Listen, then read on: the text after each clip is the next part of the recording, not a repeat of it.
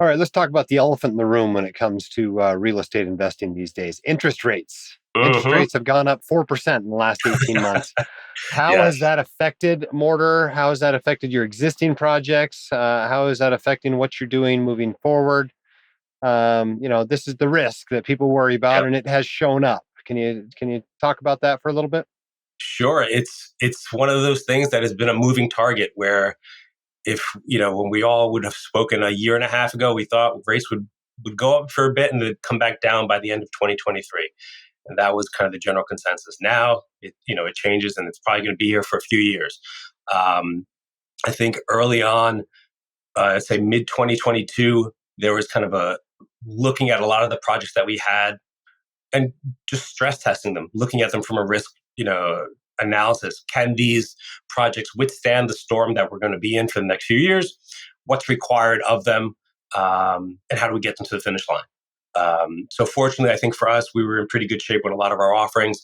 Um, our our construction projects that were ground up construction, the main thing for those was to just take a good look at our interest reserves that we have with our lenders. So if a project is finishing up, like North Park Lofts, and Vision is finishing up, let's say by middle of this year, that we have enough interest reserve with our lender to take us into at least the middle of this year and into the end of the year, ideally, just as a contingency.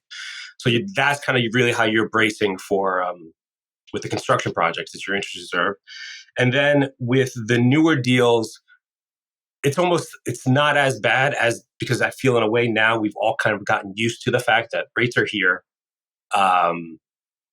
They are what they are. They're 7%, but they've been 7% when I started my career back in 2000, 2001. They were 6.5%, and that was a great deal at the time. And then you went through the Lehman crash, and then rates kind of, were up for a bit in that time, and then they went back down. So we've bought and sold deals in the course of the highs and lows of the interest rate market. The hardest part, I think, with value add stuff, deals in New York, is it took, I would say, 12 to 18 months on the sale side for people that are selling assets to acknowledge that the old price that they thought they could get is not real anymore. The $5 million asset is not $5 million anymore, it's 4 or it's 3.6. So people are finally starting to get around to that, and sales brokers are finally starting to acknowledge that with their sellers, which makes it easier to get deals done.